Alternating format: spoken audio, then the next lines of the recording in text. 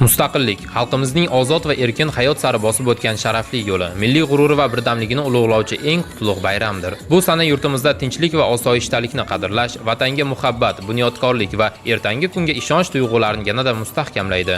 Ana shu ezgu qadriyatlar uyg'unligida Olmaliq kon-metallurgiya kombinatida O'zbekiston Respublikasi davlat mustaqilligining 35 yilligi munosabati bilan keng ko'lamli bayram tadbirlari tashkil etilmoqda. Xususan 30-iyuldan boshlab yagona vatan, yagona xalq bo'lib yangi hayot va kelajak yaratamiz shiori ostida har kuni OKMKda mustaqillik to'yi festivallari o'tkazilmoqda. Olmaliq xalqining aziz insonlari, barchangizga O'zbekiston Respublikasi mustaqilligining 35 yilligi bayrami munosabati bilan Olmaliq kon-metallurgiya kombinati rahbariyati nomidan, qolaversa idoraviy harbiylashtirilgan qurilish xizmatining xodim va xodimlari nomidan samimiyat ila muborakbod etamiz. 31-iyul kuni idoraviy harbiylashtirilgan qo'riqlash xizmati vakillari tomonidan tayyorlangan badiiy dastur tomoshabinlarga ko'tarinki kayfiyat ulashdi.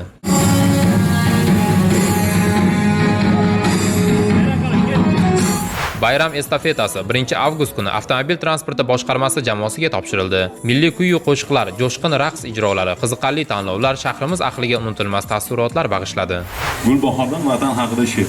Qalblarda ko'p orzu armon, ter to'kamiz marjon. Mehribonim O'zbekiston.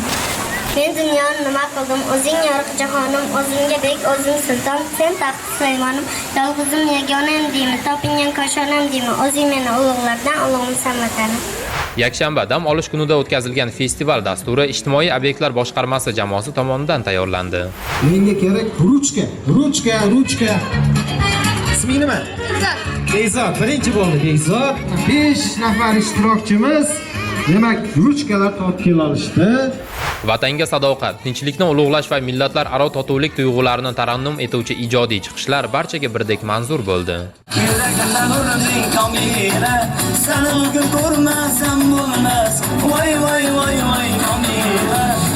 Bayram festivalida kombinatning iste'dodli ishchi xodimlari bilan bir qatorda Metallurg madaniyat saroyi ijodiy jamoalari ham ishtirok etishdi.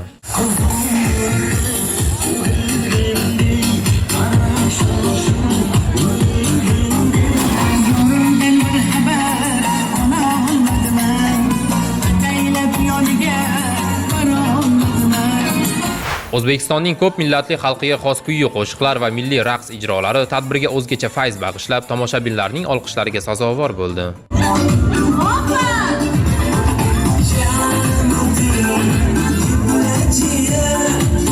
Bolalar va kattalar uchun mo'ljallangan interaktiv o'yinlar hamda ko'ngilochar dasturlar bayram shukuhini yanada oshirdi. Ayniqsa Mudofaa vazirligi muhim va toifalangan obyektlarni qo'riqlash qo'shinlari qo'mondonligi harbiy qismi xizmatchilarining ko'rgazmali chiqishlari yig'ilganlarga ko'tarinki ruh bag'ishladi.